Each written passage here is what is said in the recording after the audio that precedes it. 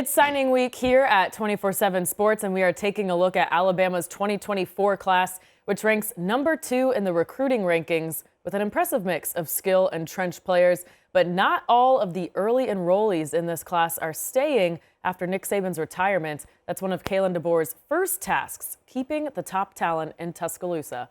Brett Greenberg of Bama247.com and Cooper Petagna join me now to break down this class further. And guys, we will start with the 5-star wide receiver Ryan Williams, who's had an interesting journey. He reclassified to 2024, had been committed to the Tide for a year, decommitted after Saban retired to explore his options, and then recommits after meeting the new head coach Kalen DeBoer. So Brett, how did the new staff bring Williams back so quickly? Yeah, I mean, for starters, you kind of hit on it right there. It's extremely impressive what this new staff and Coach Kalen DeBoer and certainly wide receivers coach Jamarcus Shepard were able to do in such a short amount of time. You know, you talk with national analysts like Steve Wiltfong and Cooper and other guys like that. It kind of seemed like this was maybe a recruitment that was maybe fading away a little bit. You know, certainly with Hugh Freeze in Auburn kind of picking up some steam seemingly over social media and him visiting a handful of times. Then, you know, Nick Saban retires and seemingly minutes later he announces his decommitment, and you know, most Alabama fans kind of had he's gone, foregone conclusion, he's gone. And to get for Kalen DeBoer and the entire staff to get Ryan Williams in on an unofficial visit, clearly had a good enough conversation and a good enough time up there to take his official visit a couple of days later. And then, you know, the whole recruiting world saw 3 days after that decided to recommit to the new staff and shut down his recruitment, and was talking with a couple people close to his recruitment as well. I think it was just a matter of Kalen DeBoer and Coach Shepard and Coach Grubb kind of showcasing that Washington office over the last 2 years and kind of showing him that, you know, what Rome Odunze and Jalen Polk and Jalen McMillan were able to do over the last year. You know, it's 5,000 yard receiver or total receiving yards. I think it's kind of just, you know, that you hit on it with the relationships with the coaches, and then, you know, the offense speaks for itself.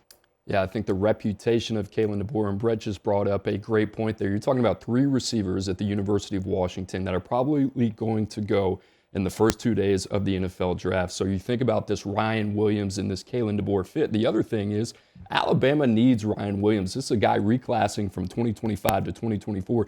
There are going to be a massive amount of expectations. But how about this? You look at Jermaine Burton, Isaiah Bond, Ja'Cory Brooks, and Malik Benson.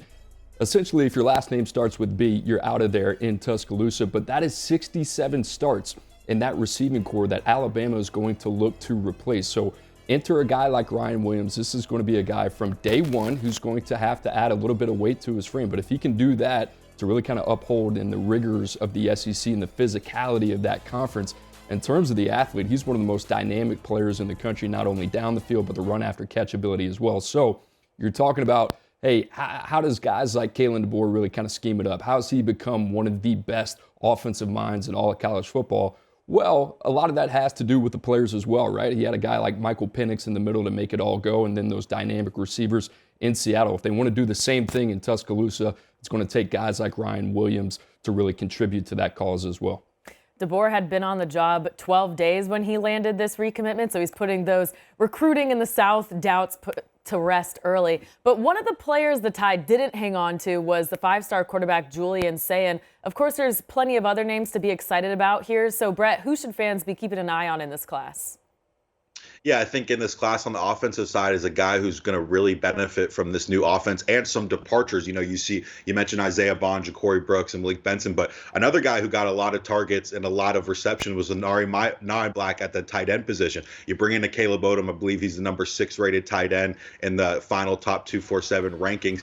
You know, he's a guy that lined up outside the numbers for his entire high school career at Carrollton High School. You know, getting receptions from none other than, you know, recently reclassified 2025 QB. I think Caleb Odom is, you know, that tight end room is still pretty veteran heavy with Robbie Oots and some other guys like CJ Dupree, the transfer from Maryland last year. But Caleb Odom, I think in that room is maybe the only real downfield threat of that position room. I think he's a guy that, you know, Caleb DeBoer and Coach Grubb and all those other great offensive minds in Tuscaloosa are going to be able to scheme up on Saturdays.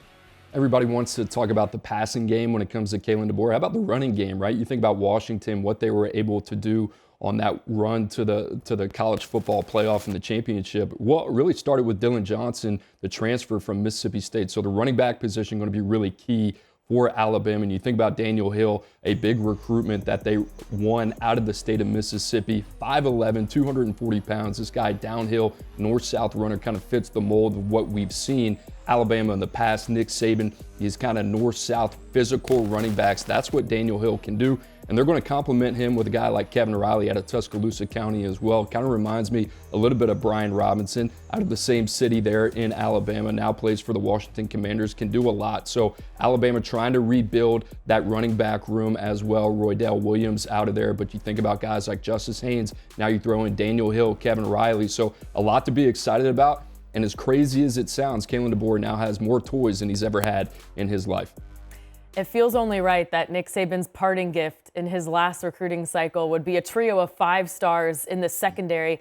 Jalen Mbakwe, Xavier Brown, and Xavier Mincy are those 3, and they were especially important to keep after Caleb Downs departed in the transfer portal. Now, Coop, I know you've seen all these guys live. What do you like about them? Well, they complement each other, right? I think all 3 of these guys can be on the field at the same time. You talk about Xavier Mincy, a guy that I think a lot of people thought was going to be a safety, and then we saw him in San Antonio at the All-American Bowl, and he really kind of held his own. He is really long, 6'1". He's got 33-inch arms, can do a lot of different things, can maybe move inside, play the nickel position as well. And then you talk about Jalen Mbakwe. This guy hasn't played corner in over 3 years, right? So you think about the position versatility. He is a long 5'11", a dynamic playmaker in the secondary as well. I expect him to fully be involved in the return game there too. Played quarterback full-time at Clay Chalkville as a senior. And then Xavier Brown, I got to give a lot of credit to my friend Andrew Ivins, who loves Xavier Brown out of Modern Day. You add him with a guy like Domani Jackson. I think this is a guy who's got a very technically mature game. But all these guys can do a lot of different things and a lot of different skill sets. So you think about Alabama in that secondary and the great ones that have come before these guys. This is a trio very similar to the receiver room where these guys are going to be counted on early. You think about what they lose. They lose Caleb Downs, but they also lose Kool-Aid McKinstry, Terrion Arnold, Jalen Key, Trey Amos, and a handful of other guys as well. So this is going to be a youth movement in Tuscaloosa, and you got the number 2 ranked class in the country. These guys, the difference in terms of years past, are going to have to step up and play early, which I think ultimately at the end of the day is going to be something that benefits Kalen DeBoer down the line.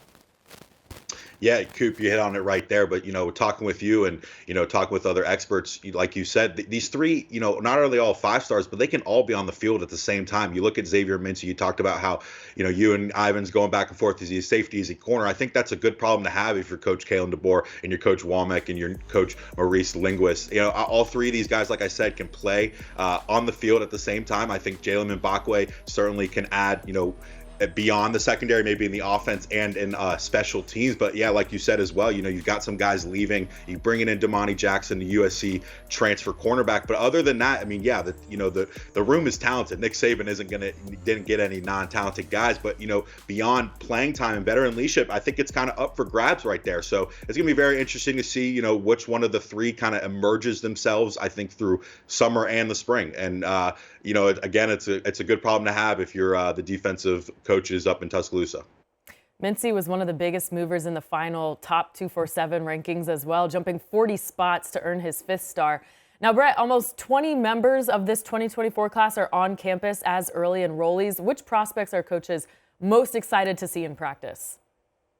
Yeah, I think, one of the first ones, and I keep going back to wide receiver and offense here, but that's kind of what Kalen DeBoer made his name for, is Arian Hampton. He was kind of that late flip on signing day from Texas. Nick Saban was talking about how he was a dog. You don't get Nick Saban usually referring to players like that quite often. But he's another guy that I think can benefit from the DeBoer offense. He comes in, again, I sound like, a broken record, but this wide receiver room is kind of up for grabs. Ryan Williams has an opportunity to be an early contributor, but so do a lot of these other freshmen. And I think another guy that's extremely underrated is Casey Poe at the offensive line position. I know I kind of talked about how he could maybe fill in at that center position, and Parker Brailsford has now come over from Washington. But again, I don't think there's any guys. You can't have too many guys in the trenches. So I think there's a lot to be excited about if you're Kalen DeBoer. And I know Coop hit on it there, but this is the most talented roster he's ever had. So there's a lot to look forward to if you're him. Yeah, we talk a lot about the offensive side of the ball. How about defense? How about Noah Carter, who originally signed with Washington,